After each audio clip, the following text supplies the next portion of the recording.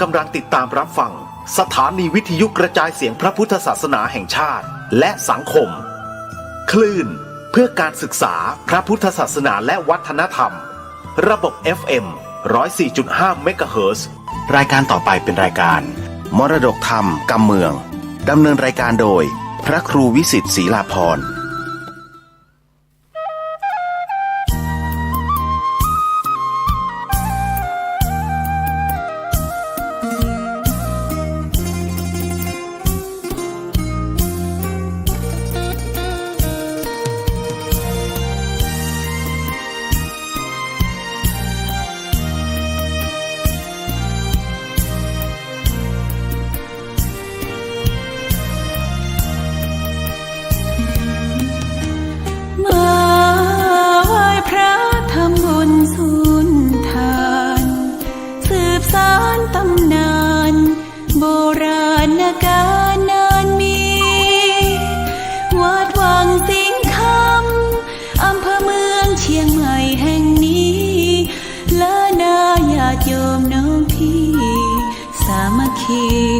รวมทานร่วมทุน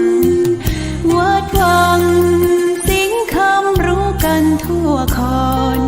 พระครูวิสิทธิ์ศรีลาภรณ์เทศสอนให้พรเกื้อกูลเจ้าคณะตำบลป่าแดดหน่อเนื้อนาบุญเจริญพรญาติโยมคุณ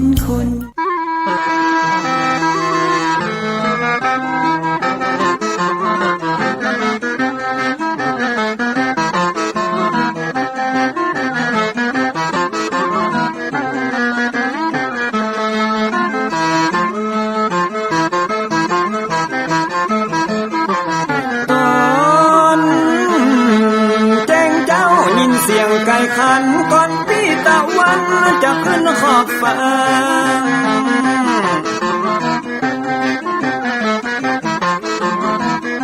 จะหันแสงทองทอแสงเจิดจ้าจัดการล้างหน้าอาบน้ำแต่งตัววันเริ่มต้นใหม่อย่าได้วันกลัวอย่าได้คุณมัวกังบนโศกคอนก็ขอยกมือ10 นิ้วกราบนอบน้อมอย่างพระติรัตนแก้วเจ้าตั้ง3 ประการอันมีพระพุทธพระธรรมพระสงฆ์อันเป็นสรณะที่เปิ่งที่เคารพนับถืออันสูงสุดในชีวิตกราบคารวะแตบไต้ไหวสาปารมีธรรมพระมหาเถรานุเถระเจ้าคณะพระสังฆาธิการภิกขุสงฆ์สามเณรจุตนจุองค์โดยความเคารพเจริญสุขเจริญปอนปอออกไม่ออกศรัทธานาบุญตินจองห้องวัดจุหนุ่มเท่าใจยิงก็ขอน้อมต้อนรับทุกท่านเข้าสู่รายการมรดกธรรมกำเมืองและสาระธรรมกำเมืองต่างสถานีวิทยุกระจายเสียงพระพุทธศาสนาแห่งชาติและสังคมคลื่นเพื่อการศึกษาพระพุทธศาสนาและวัฒนธรรมคลื่นพระพุทธศาสนาและจริยธรรมส่งสัญญาณออกอากาศต่างสถานีวิทยุวัดฝ่ายหินตำบลสุเทพอำเภอเมืองเชียงใหม่จังหวัดเชียงใหม่ในระบบคลื่นความถี่ FM 104.50 เมกะเฮิรตซ์สถานีวิทยุคลื่นพระพุทธศาสนาและจริยธรรมในความอุปถัมภ์ของมูลนิธิพระบรมธาตุเจ้าดอยสุเทพส่งสัญญาณกระจายเสียงในระบบคลื่นความถี่ FM 96.0 เมกะเฮิรตซ์พร้อมกันนี้ก็ขอยกมือ10 นิ้วกราบถวายการต้อนรับและเจริญปอนต้อนรับครูบาอาจารย์ท่านเจ้าพระเจ้าประสงค์องค์สามเณรตลอดจนปอออกแม่ออกศรัทธานาบุญอุบาสกอุบาสิกา FC แฟนรายการทุกรูปทุกท่านที่ได้เข้ามาติดตามรับชมรับฟังทั้งภาพและเสียงการไลฟ์สด ทางเฟซบุ๊กไลฟ์ของสถานีมรดกธรรมวัดวังสิงห์คำเฟซบุ๊กไลฟ์ของธรรมะคลายเครียดเฟซบุ๊กไลฟ์ของธรรมะภาคเหนือเฟซบุ๊กไลฟ์ของอาจารย์พระครูสมุวิศวัตรวรกิโจเฟซบุ๊กไลฟ์ของทีวีวัดฝ่ายหินตลอดจนหน้าจอเฟซบุ๊กไลฟ์ของ FC ญาติธรรมแฟนรายการทุกท่านที่ได้เข้ามาแล้วก็เมตตาแชร์เสียงธรรมแชร์เสียงบุญนี้ไปยังกลุ่มเพื่อนๆของท่านกราบขอบพระคุณท่านผู้อำนวยการสถานีเจ้าหน้าที่ช่างเทคนิคทุกสถานีขอบพระคุณญาติธรรมทุกท่านที่ได้ให้กำลังใจรายการนี้ดำเนินโดยกล่าวกับผมอาตมภาพพระครูวิสิทธิ์ศรีลาภรณ์ตุลงในวังเจ้าคณะตำบลป่าแดดเจ้าอาวาสวัดวังสิงห์คำตำบลป่าแดดอำเภอเมืองเชียงใหม่จังหวัดเชียงใหม่เป็นผู้ดำเนินรายการปะกันเป็นประจำตั้งแต่เวลานี้เป็นต้นไปจะได้น้อมนำเอาเสียงธรรมะแบบปืนบ้านล้านนาภาษากำเมืองมาเทศนาฮือทุกท่านก็ต้องขอประทานอภัยสุมาอภัยสำหรับญาติโยมที่อยู่ในภาคอื่นบางท่านก็อาจจะรับฟังภาษาถิ่นภาษาเมืองเหนือรู้บางท่านก็อาจจะฟังรู้บ้างไม่รู้บ้างบางท่านก็อาจจะฟังไม่รู้เลยก็ติดตามรับฟังกันไปเรื่อยๆฟังวันละนิดวันละหน่อยเดี๋ยวก็จะรู้ศึกษาค้นคว้าไปก็จะเป็นกำไรชีวิตสามารถที่รู้ทั้งภาษาภาคเหนือภาคกลางภาคอีสานภาษาต่างประเทศภาษาอังกฤษเราศึกษาได้แต่นี่เป็นภาษาถิ่นภาษาที่บรรพชนเราได้นำมาใช้ในถิ่นต่างๆอันนี้ตุลุงก็ต้องขอแจ้งให้ทุกท่านตัวเองวันนี้เจริญปอนเจิญปอออกแม่ออกศรัทธานาบุญเจ้าข้าทั้งหลายได้สดับรับฟังเป็นลำดับไปณโอกาสบัดนี้นะโมตัสสะภะคะวะโตอะระหะโตสัมมาสัมพุทธัสสะสาธุโวฟังลาโสตุจันนาสัพปุริสะตังลายตั้งยิ่งใจหนุ่มเท่าตีได้ปากันเล่าทาดาฟังยังรัสธรรมเทศนาจำปาสี่ตนลำดับโลนมาแถมแล้วเล่าขอเจิญศรัทธาหนุ่มเท่ายิ่งใจตั้งหลายจงตั้งใจหมายถ่อมทาดาฟังต่อไปนานี้แหละนะตังสุตวาลาจาส่วนพญาจักขินาราชฟังเจ้าหน่อยนาดบุญนาได้ไข่จากล่าวอูก็ขวาดหูสับปันว่าบ่ใจไผ่เต้ใส่เจ้าหนอดไทยกุมารแม่นเป็นหลานโคตรเงาลูกนางนอดเดาปทุมมาเจ้าปลาหูแล้วใจป่องแผ่วยินดีตังนางเตวีหน่อยหน้าตังอัมมาตเสนานางกัญญาหนุ่มเท่าต่างเวทเฝ้าองค์คำไข่ยังกำอ่อนอ้อยมีบอดน้อยหลายประการตั้งเจยบานโจมจืนปีติตื่นยินดีเต้าผู้มีจักขินราชเจ้าภาศาสตร์ผังกาก่อขอ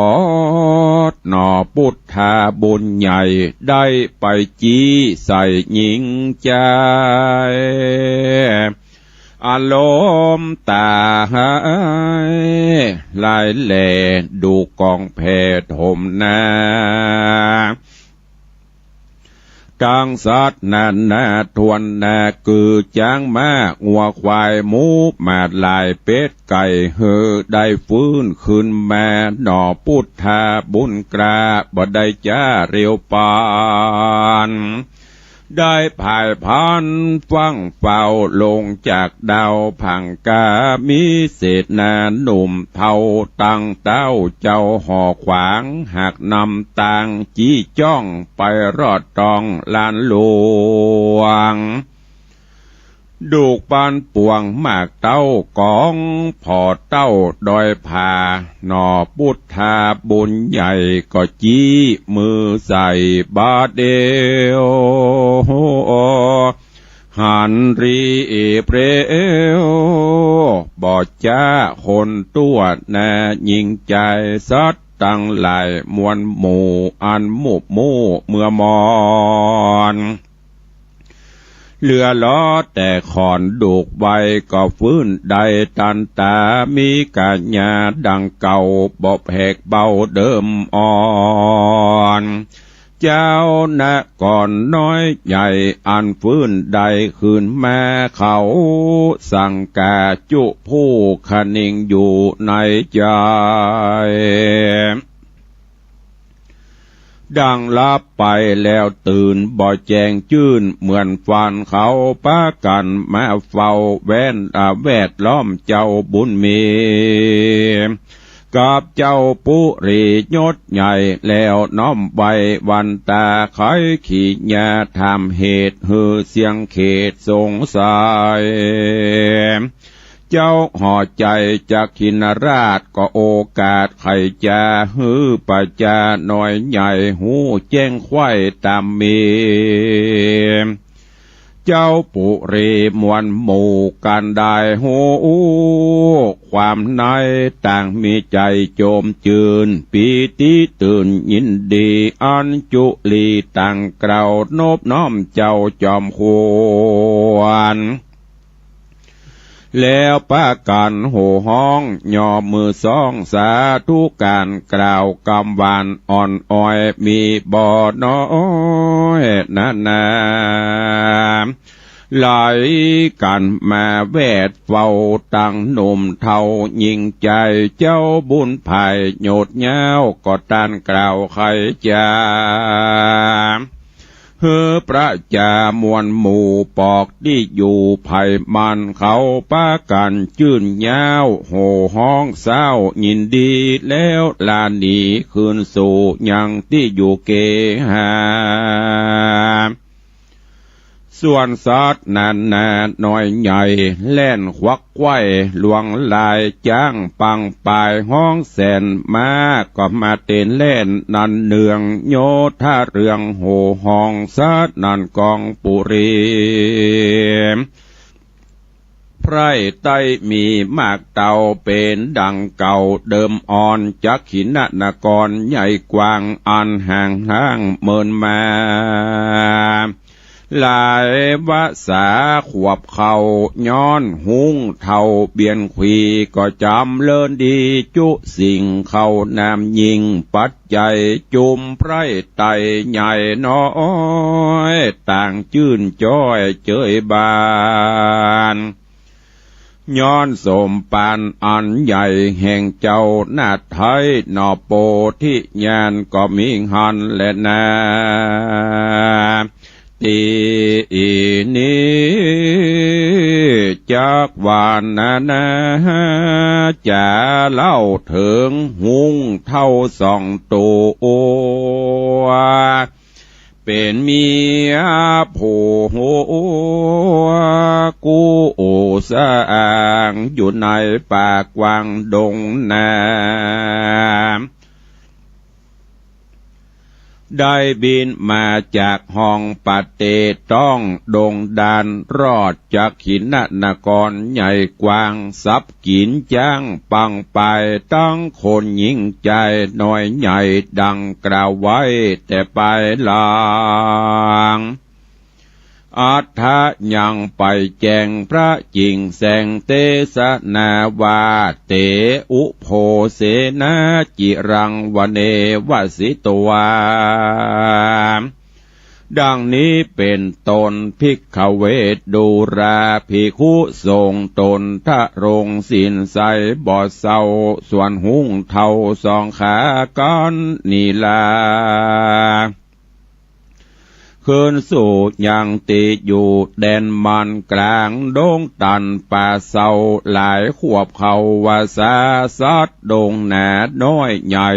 ชิบหายไข้ดงดานคือกวางฟานแรดจ้างบ่หลอข้างแดนใดหุงจังไรตัวใหญ่ฮ้อนแสบใสเหลือลายมาใครตายกลาพรากหือโป้นจากเครื่องกากอบมอระนาบอดใดเหตุว่าเกี้ยวกุนใหญ่ใสสีมีราชมีวะวูยังตั้งอยู่บนหัวหากเขตตัวหุ้งเท่าบ่ฮื้อเขามรณาหุงปาลาตังกูจิงกล่าวอูจากกันว่ากวนเฮาพันอย่าจะออกจากป่าไพรโซนไปเมืองโคนเตต้องแดนเขตห้องไกลตา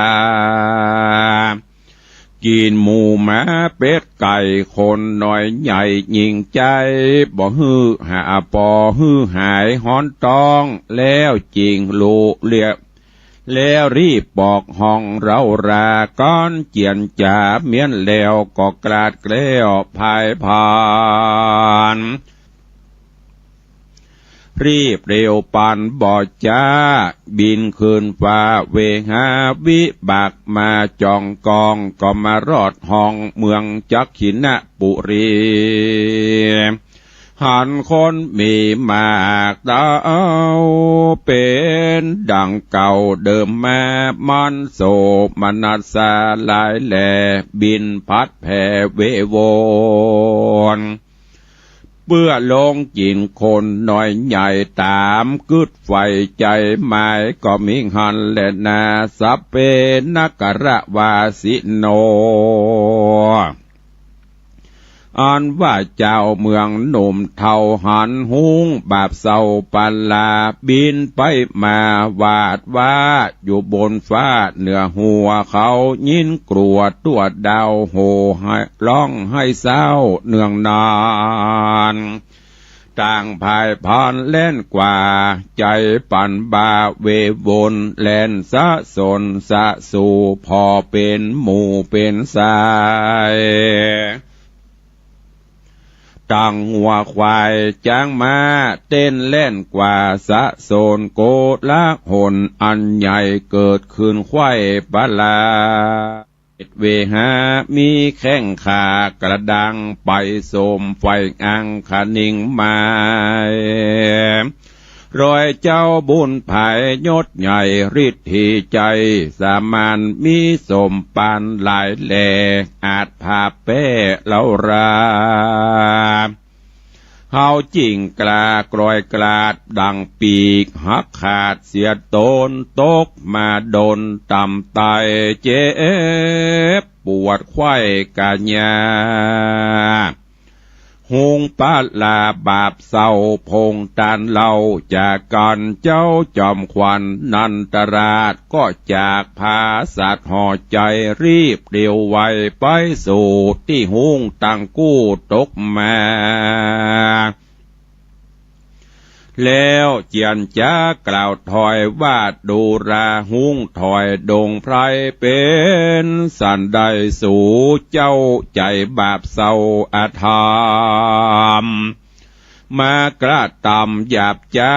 ไล่กาบกว่ากินคนซัดไพรสนหลายแหล่มีจุแง่ดงไพรเป็นสันได้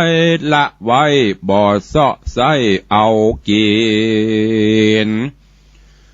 สันได้บินมาสู่ยังติอยู่เมืองเฮาหรือกวางเมาปั่นบาจริงไว้หน้าบินมาจุงใครจะบอกเราฮือหูเก้าตามเมฮุงกาลีดาดฮุงกาลี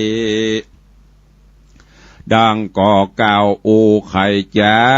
ล่ำดับมาแต่เก้าตราบต่อเต้าถึงไปเฮ้อเจ้าบุญภายยศใหญ่หุงหูแจงควายอาจุอันแล้วไข่ปันตันต่อว่าข้าแด่เจ้าหนอบุญนาข้าสองขานี้ใส่ห้อนเดือดไม่เหลือลายย้อนใครตายกระพรากหือโปนจากดังผ่านเหตุว่าเกี้ยวเจียงคานต่างกู้อันติดอยู่บนหัวหากอาเขตัวตูขาบ่หือความนาเมื่อมอนตูอาวรข้ามเจ้าใครปะเจ้าตนบุญทะรงกุลมากกวางอาจจักมั่งเฮาตายเฮาจักถวายโยกยืนโดยใจชื่นยินดีย่างเกี่ยวมานี้ผาเสดเตจะเลิศนำนาบาดนี้นามาลอดปะเจ้ายอดบุญภายเฮาขอถวายหน่วยแก้วเหล่าเลิศแล้วใส่สีแก่เจ้าบุญมียศใหญ่ได้สืบไว้แทนไปขอเร็วไวอย่าจะจูงรีบฆ่าเฮาตายฮือสมหมายมักไฟอันกึดไว้เมินมาบาดนี้แดดเตอะนอพุทธายอดซอยจริงตอบถอยกำไปว่าดูราหุงดงไพรป่าเศร้าเฮาบอกข้าเจ้าเอาของพิษตำนองแต่ก่อนเจนปูมอนสอนปันเยี่ยวกำตันตอบสายหือฮ้อนให้เครื่องขีโตกอาเวจีฮ้อนเดือดบ่โหเหือดคืนวันเฮาจักฟันค่ำขาอย่างสาดลุ่มฟ้าใดๆหงดงไพรตัวเท่าฟังกำเจ้าไข่ปานจริงปากันตอบถอยว่าข้าแด่เจ้ายอดซอยบุญนาจูงคนนะอย่าจะฮือตูข้าบำบายตูบ่หมายเป็นโตดอันให้โหดอธรรมบ่ฮือเป็นกรรมบาปให้จักตอบใส่ต่อโจรขอช่วยตนตูข้าได้ความนาเร็วปานแม่นเจ้าจอมควันยศใหญ่จักห้ามไว้สันใดหุงดงไพรต่างกู้ก็ยังขออยู่สันเดียวว่าขอเจ้าเร็วอย่าจะจูงรีบฆ่าเฮาตายแล้วหุงไพรปากวางอันเป็นกูสั่งเมียผัวก็น้อมหัวเข้าไกลตีพระบาทไทยนอหมู่นี้ว่าขอท้าวายเกี้ยวดีบ่เศร้าว่าขอถวายแก้วอันดีบ่เศร้าฮือแก่เจ้าบุญนาหนอพุทธาน้อยนาดคนิ่งขวาดเล็งหันว่าหุ้งดงตันไพรเพศหากเสียงเขตสังขารนอโปธิญาณหูแล้วก็จี้นิ้วแก้วไปไวแก้วดวงใสก้ามากก็โลนจากบนหัวหุ้งสองตัวหยาบจ้าก็ความนาบัดเดียวเจ้าก็เหลวขึ้นสู่ยังที่อยู่ห่อใจเอาแก้วใส่วิเศษอันหุ้งเพดยอถวาย เฮือเต้าบุญภายจากขินราชตั้งอำมาตย์เสนามีนำนามวลหมู่ได้พรำหูและหันก็มีหันและนามือนั้นพญาจักขินราชตั้งอำมาตย์โยธาและประจามวลหมู่กาอันอยู่เวียงใจแอนหอกสีมาพ่องหันกับตาเป่งปล่อยยามหุ้งถอยกาลีดับอินสีมวยมอดตกลงตอดเหนือดินพ่องได้ยินด้านอูกำเล่าสู่ถึงหูว่าเจ้าบุญจูตังนาข้าหุ้งหยาบจ้ามรณาเข้าโซมนัสสาจุภูบอกว่าอยู่แดนใดเจ้าเวียงใจน้อยใหญ่พร้อมนาควายหญิงใจย่อมือถวายตั้งเกลาไว้ซึ่งเจ้าจอมขวัญแล้วปากันโห่ห้องสนั่นกองนันเนืองยามผาสูตรมาเมียนแล้วก็มีธนูเกลียวเตรียมใจกับสลีกันใจเทียนกล้าผากดตอดนาบัดเดียวนางสมชะเหลียวผู้เป็นแม่สัตตาแพทย์เล็งหันอัศจรรย์บ่อนน้อยกึดขะค่อยในใจว่าลูกใส่ใจหนอดเนาสมปานเก่ามีลายดาบคมภายเทียนกลาพาโกดตอนนามาจูตั้งธนูพาเสดก็บังเกิดมีมาลูกสายตาน้อยหน้าเตียงเตจะอาจเหลือคนนางตามมนผู้เป็นแม่ลักกึดแผ่ขะนิ่งในลวดมีใจโจมชื่นปีติตื่นยินดีส่วนละสีผู้เท่าหันหลานนอดเนาคำใจมีใจพาหายโจมจื่นจริงใส่จื่อยื่นนามมาก่อนเก้สายผู้ทอนอ่อนน้อยว่าเจ้ายอดซอยสุวรรณไก่ซอนส่วนสายสะหมอนแม่เจ้าอันโศกเศร้าเมินมาย้อนได้กราปัดพรากเว้นเสียจากผัวควันกันได้หันลูกเต่ามีอยู่เฝ้าเตรียมตน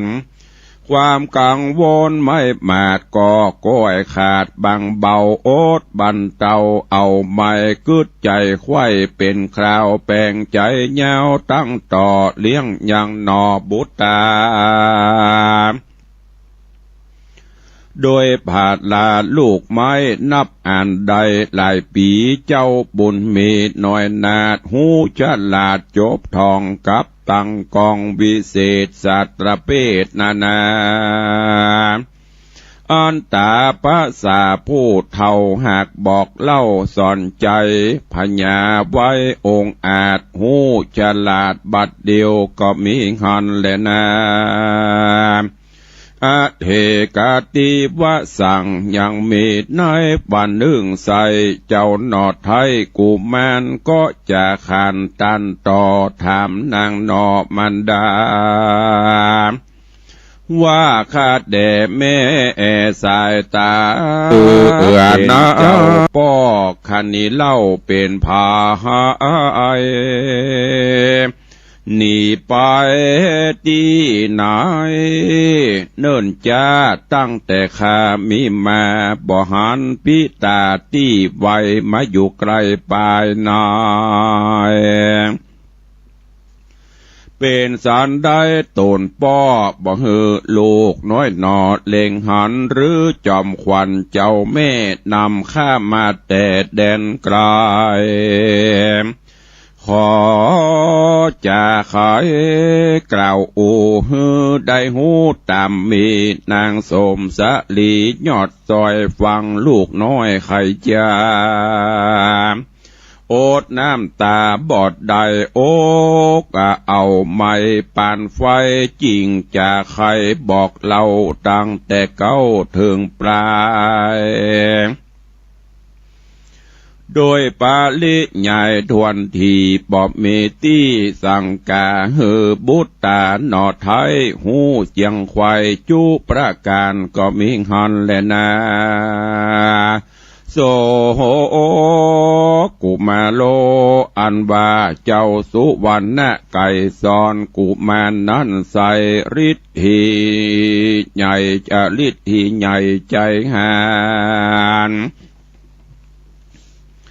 อาจจะย่องสานบอดจะขึ้นสู่ฟ้าไปบนหูเวทมนต์องค์อาจจบ10 ประสาทนานามีเตจาบ่อพรมักสอดบ่อนดงตันเป็นนิรันดร์จะใจบ่เว้นไว้วันใดต่างตีไกลและไกลเตียวสอดไข่ที่สาเอาสัตนาปากกวางกือว่าจ้างราชสีตั้งเสือหมีแลดสู่พร้อมตั้งหมู่กวางฟานเป็นปริวารเตียวต้องแอวเถื่อนทองโด่งตานยามตะวันค่ำลาจริงไหวหน้าขึ้นมานำบุผาดอกไม้มาน้อมใบลาสีลอดยามดีผูกเจ้ากอดลาเจ้ามันดาตั้งตาปะสาบุญใหญ่แล้วเข้าป่าไม้โด่งพรายการตาบ้านใส่ตกต่ำจากมืดค่ำจนตาจิ้งขึ้นมาที่เก่าดังนี้เราจุวันระสีหันยินหลากจิงออกปากจะถามโดยกำแงมอ่อนอ้อยว่าดูราลานน้อยคำใจ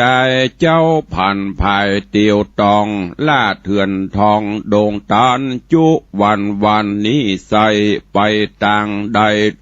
ไปต่างใต้หรือเหนือเจ้าบุญเหลือน้อยนอจริงตันต่อไข่กาม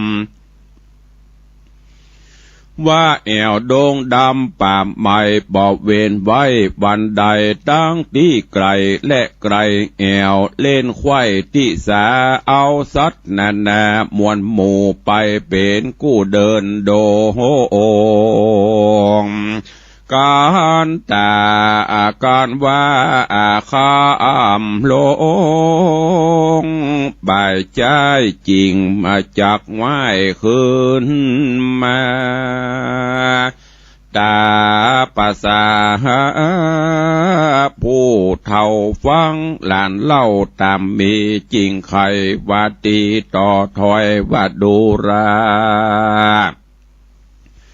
หลานน้อยใส่ใจแย้มเจ้าไปสอดป่าเอวเล่นลาภัยโซนอย่าไปโหนวันออกถึงจะหลอกโดยผาเหี่ยวยักขาหยาบหายเตียวต้องภายมหาน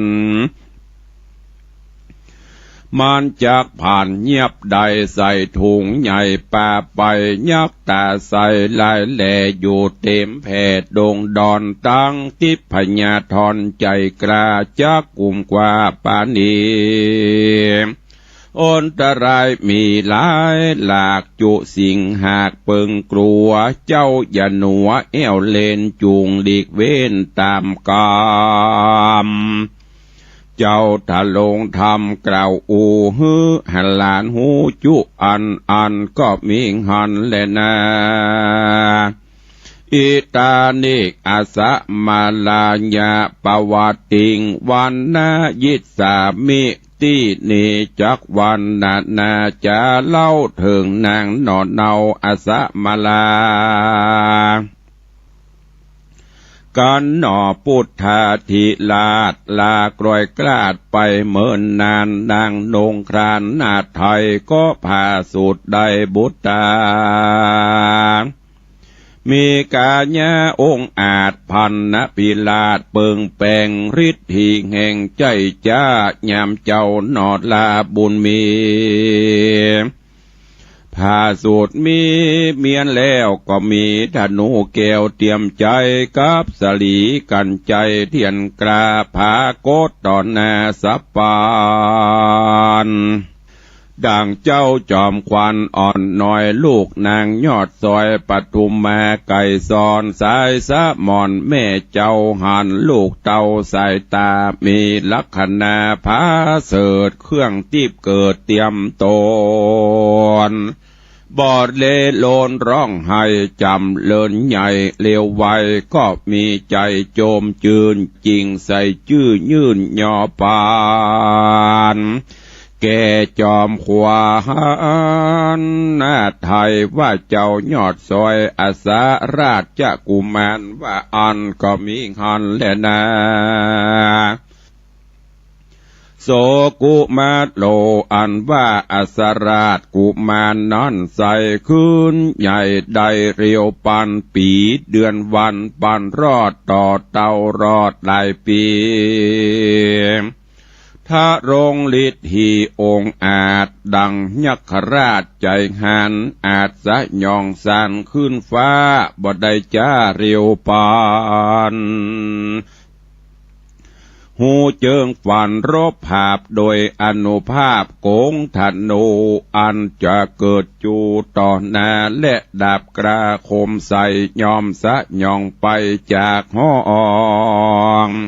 เอวเดือนทองโด่งตานเป็นนิรันดร์จะใจบอกเว้นไว้วันใดล้างเตื้อไปเป็นกู้กับโดยหมู่ยักษ์ขา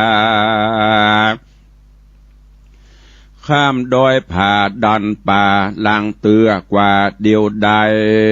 มากอุบายข้านต่อสามถือถามถึงป้อปิตาบ้านเจ้าดาคาแดแม่มันดาเป็นเจ้าป้อขานี้เล่าเป็นภัยเป็นสันใดเนิ่นจ้าบ่หันนาโพดมาเป็นยักษ์ขาดหยาบให้อยู่ตั้งไข่ไพโซนหรือเป็นคนโลกไตหรือแม่ไทยสายตานำข้ามาจากห้องคงเขตต้องเมืองใดขอแม่ไข่บอกกล่าวฮือหูข่าวตามมี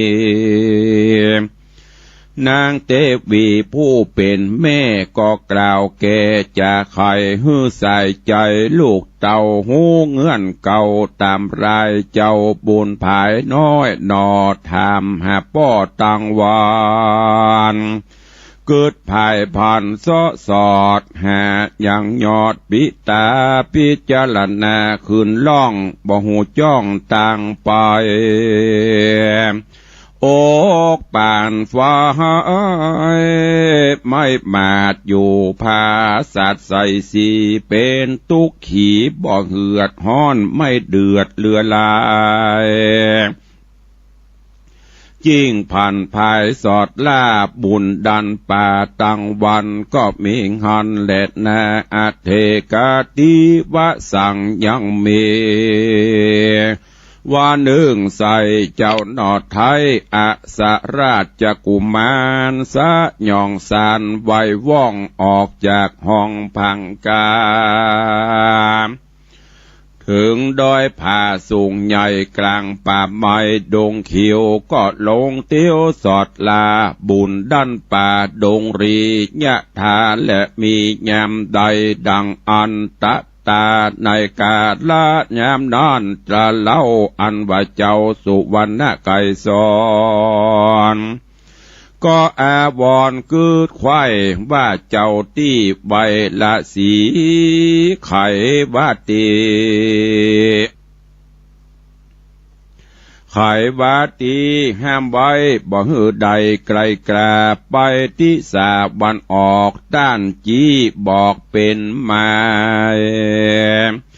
ว่ามียักษ์พรายพงเพเต็มจุเขตดงดอนตังติพพญาธรอาจกลา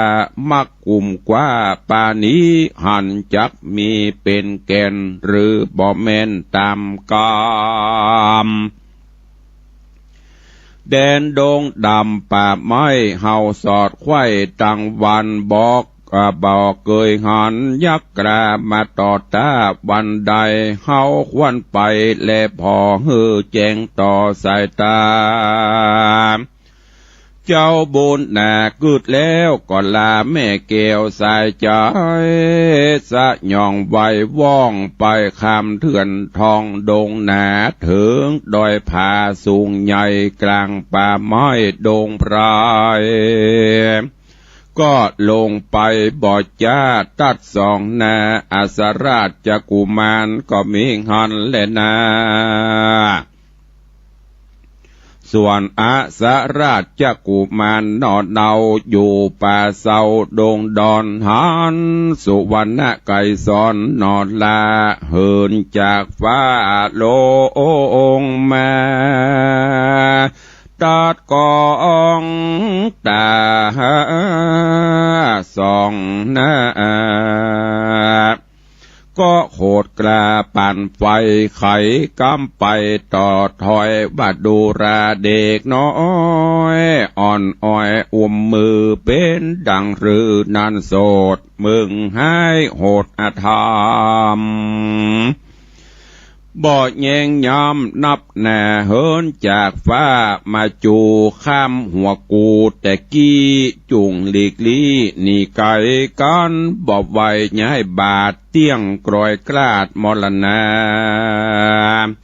ก้อนไข่จ้าก่าวแล้วก็ถือดาบแก้วเตรียมใจรีบเร็วไวเข้าไกลยกดาบใบดาบฟันเจ้าจอมควันโตนองค์อาจคือเจ้าหน่อยนาฏสุวรรณไก่สอนบัดเดียวต่างคนเรียวบ่จะเข้าต่อตามพระโจรต่างบ่โหนป้ายการบ่สะต้านไปได้ดาบคมใส่ฟาดบอดต้องบาดอินทรีลายเจิงมีต่างกู้ต่างภาพสู่ฟันกันถึงตะวันบ่ายใจต่างก็ป้ายถอยโหน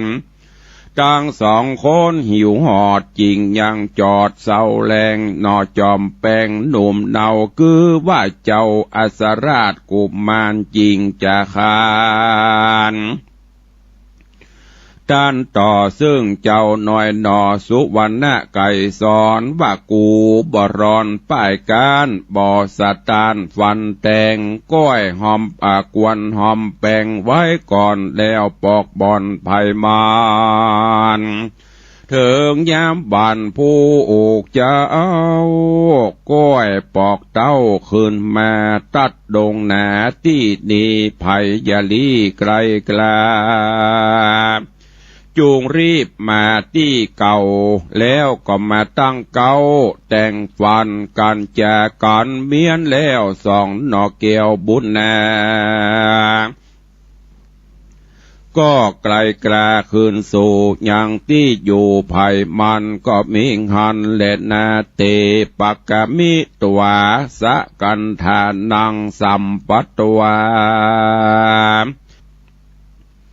อันว่ากุมารต่างกู้กันฮอดที่อยู่ภายมันก็ไข่ปันกล่าวอูฮือแม่หูตามมีนางเตวีแม่เจ้าก็มาถามลูกเต้าใส่ใจไปหบไผ่นั่นใส่กลางป่าไม้ไพรโซนเป็นลูกคนโลกลาหรือเป็นลูกยักษ์กระดงนารีอยู่ราชธานีเตดดองหรืออยู่เถื่อนทองดงดอนน้ำมะก่อนเชื้อเผ่าเป็นลูกเต่าเจ้าได้นอจอมไตอ่อนน้อยจริงตอบถอยไข่จ้าบอกมันด้าแม่เจ้าว่าเด็กนั้นเล่าดูงาม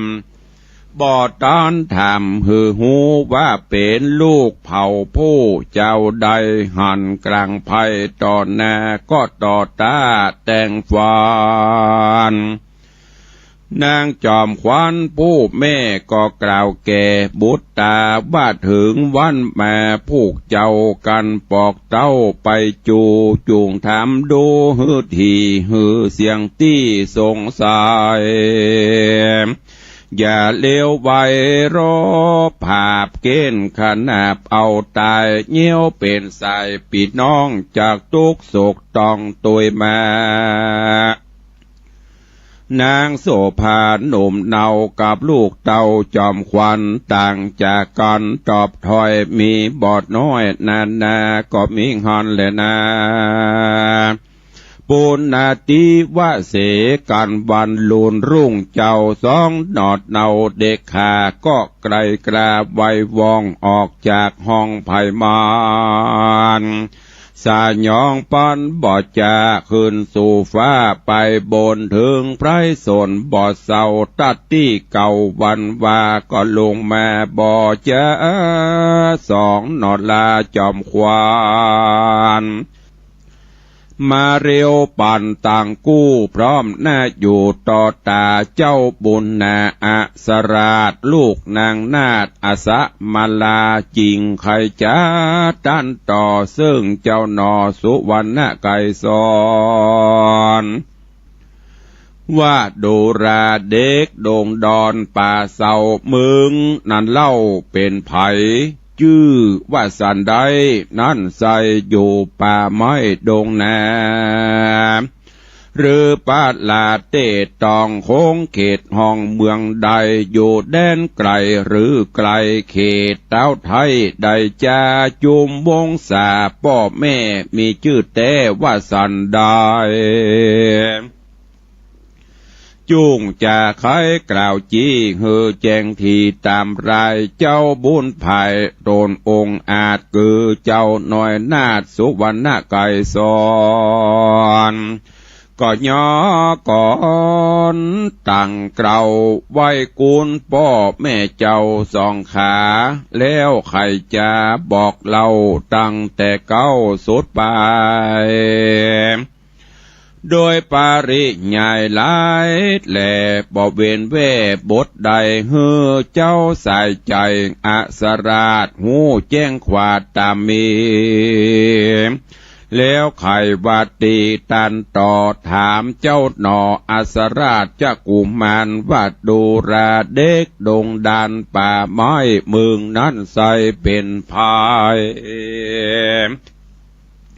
จื้อสันใดจูงเก่าฮือหูข่าวเรียวปันสองจอมควันพ่อแม่ตั้งเท่าแก่ตานาย วงสาสายพี่น้องอยู่แห่งห้องแดนใดจุงรีบไขเก่าอูฮือกูหูบัดเดียวเจ้าคำเขียวอาสาราเตจะอาจแนะนำก็ไขกำกล่าวจี้ฮือแจงทีจุประการเจ้ากุมารต่างกู้ต่างได้หูหันใส่ว่าบ่ใจไผต่างห้องเป็นพี่น้องเดียวกันจริงวังธนูปานบ่จ้าสัตว์ดาบกราเสียตนรีบเรโรนเข้าไกลกอดกันไว้บัดเดียวก็มีหันและนาเมื่อนานสุวรรณไก่สอนหนอดเนาจริงตันเล่ากำวานซึ่งอัศกุมารผู้น้องว่ากันยังกลิ่งคองสังกาพี่จักป่าไปสู่ยังตีอยู่แดนไกลทำใส่ใจแม่เจ้าเตียงหูเก้าตามมีตั้งป้อละสีบุญใหญ่หากหูไข่เดิมมาสองบุญนาพี่น้องอู้ตัดจ้องกำกันก็เร็วปันบ่จะสะย่องขึ้นฟ้าบัดเดียว รีบปอกเหลวคืนสู่ยังที่อยู่พังกาแห่งมันดาแม่เจ้าคือนางดอดเนาปทุมมาไก่ซอนกลางดงดอนป่าใบที่จิมไกรอาสมะสาลาแห่งตาพระสาโตนวิเศษจบแจ้งเปตทะรงยานสองกุมารดอกเกี่ยวไปหอดแล้วเลียวปันก็ปากันน้อมไปซึ่งนางนาถไทยปทุมมาไก่ซอนสาลีบางอ่อนหนุ่มดาวหานลูกเต่าบุญภายป่าเด็กใจอ่อนน้อยอ่อนมาจากบ่อนแดนไกล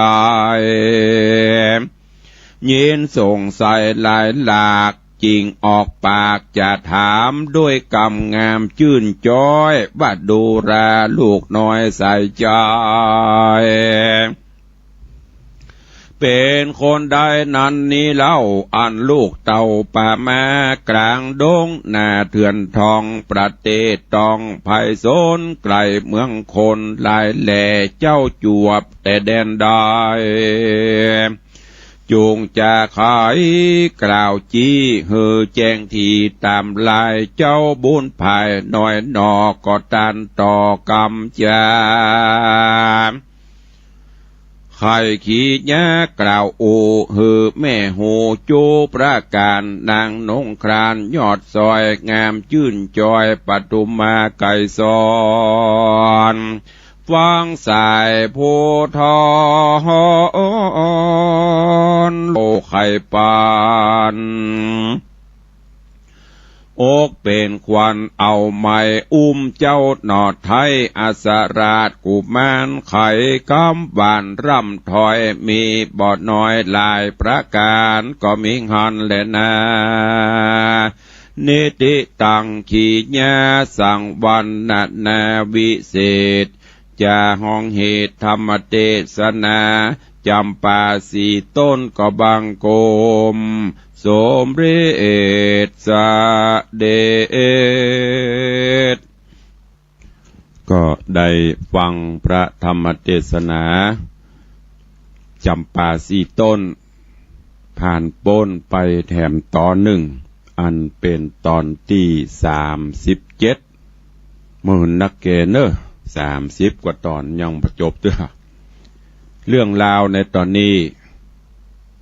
ถึง2กุมารพี่น้องลูกของอาสะมาลาลูกสองของปทุมมาไก่สอนได้มาพบมาปะกันแล้วทีแรกปะกันบ่ฮู้จักกันก็สู้รบปรบมือกันก็เดียววันพุกก็ก่อยฟังว่าที่มาที่ไปเป็นจะได้เกิดมาเป็นปีเป็นน้องกันมาพบมาปะกันเรื่องราวจะเป็นจะได้วันพุกตุลุงก็จะได้เอามาสรุปคือญาติโยมทั้งหลายได้รับฟังเพื่อที่จะให้มันเบี่ยงบ่ายปฏิปต่อไปในตอนต่อไปถ้าสรุปวันนี้วันพุกลืมนะแต่ว่าถึงไหนก็เนี่ยมันจะบ่ม่วนเราต้องฟังไปเป็นตอนแล้วก็เก็บแกะก้อนไกเอาสาระแก่นสารเนอะโดยเฉพาะปีออกท้องน้องออกทัดก็คือมีความฮักความเอื้ออาทรอินดูดูกันบางเตื้อกับป่อเดียวกันอาจจะต่างแม่บางเตื้อกับแม่เดียวกันอาจจะต่างป่อเหมือนอย่างถึง2กุมารเนี่ยป่อเดียวแต่คนละแม่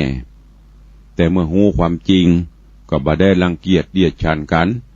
มีความปฏิภักษ์ฮักใคร่กันอันนี้แหละเป็นสิ่งสำคัญญาติโยมทั้งหลายบางครอบครัวต่างป่อต่างแม่กันบัดถูกโล่งโป้งกันเกลียดจังกันอิจฉาตาห้อนกันอันนี้จะไปเอามาใช้อย่างตุลุงเคยบอกหันเปิ้นมีจะไปใครได้หันเปิ้นขี้ไร้จะไปดูแควน เฮามีจะได้จงภาคภูมิใจในสิ่งที่เฮามีอยู่นี่แหละจะมีความสุขบ่ต้องไปทะเยอทะยานอย่างหันเปิ้นมีจะไปอิจฉาตัวนวลเปิ้นบ่อยเปิ้นเพราะบุญบารมีของไผของมันอันเนี้ยญาติโยมทั้งหลายเฮาเป็นพี่เป็นน้องบ่สบายน้องได้รับความทุกข์ยาก ปี้ก็ต้องช่วยดูแลพ่อกอยปี้บ่สบายน้องก็ต้องไปดูแลพ่อกอยและที่สำคัญนั้นมีกี่พี่กี่น้องก็ตามต้องอุปถัมภ์อุปถากพ่อแม่ผู้มีพระคุณสมัยก่อนย้อนหลังไปสิ่งเหล่านี้หูหันตลอดเมื่อ30-40 ปีที่แล้วความกตัญญูหูกุลการฮักพี่ฮักน้องลองเอาไปอู้พอหมู่เดียวกันอายุสัก50 ปลายนี่นะจะหูหรอเล่าความเก่าความหลังกันนี่นะโอ้จะงอมไปโรงเรียนพี่จะต้องคุ้มครองน้องพอน้องเลี้ยงน้องเปลี่ยนกันไปโจรใหญ่มาแต่สถานการณ์ปัจจุบันนี้บ่ค่อยมีละสิ่งเหล่านี้มีแต่จะอิจฉาตาฮ้อนอิจฉาคอยนวลกันพี่ออกท้องน้องออกปลายทัดกันมาบัดถูกบัดโล่งกันโดยไปหั่นเอาปุ้นทรัพย์สิ่งสลิงคานเข้าของสัมปติเป็นหลักอันนี้ผิดใจไปได้เนอะอันนั้นมันเป็นสมบัตินอกกายตายแล้วก็เอาไปตัวไปได้ป่ออาจจะฮื้อแม่นักอาจจะฮื้อลูกคนนั้นนักหน่อยฮักฮื้อคนนี้น้อยก็สุดแล้วแต่เปิ้นที่เปิ้นฮื้อเฮามานักที่สุดก็คือ1 สมอง2 ตีน2 มือนักเรือสมบัติพระสถานก่อนถ้าเฮามีปัญญานะที่ดินมอกให้นิ่มต้องเดือดร้อนเพียรพยายามนักเอาเบาสู้เก็บประหยัดมัธยัติบ่สุลุยบ่สุได้รับประกันได้สำเร็จกุหลายแต่ได้มา100จ่าย150แปะกินแหมพรแหมขี้ค้านแหมบ่ต้องไปถามไผมันตึงบ่โหลยบ่ต้องไปเอานางกวกบ่ต้องไปเอาเตียนครูบาที่ไหนมาถามมันตึงบ่โหลยอันเนี้ยฝากไว้กับญาติโยมทั้งหลายเนอะพี่กันน้องกันเมื่อฮู้เข้าใจกันก็คือมีความฮักเอื้ออาทรต่อกันน้องอาจจะโรยหน่อยก็ช่วยพี่พ่องพี่อาจจะโรยหน่อยก็ช่วยน้องพ่องเนี่ยเปิ่งป้าอาศัยกันยามใดยามหนึ่งมันตื่นได้มาหากันก็ฝากไว้กับญาติโยมทั้งหลายเนอะขอความสุขสวัสดีจุงบังเกิดมีกับทุกท่านเนอะวันนี้ไผเกิดวันนี้ก็ขอให้มีความสุขกายสุขใจตัวแต่ละโจรป้อออกไม่ออกศรัทธาผู้ติดตามรับฟังอยู่ดีมีสุขเหมือนกันจุตนจุองค์จุผู้จุคนอายุวันโนสุขังพะลัง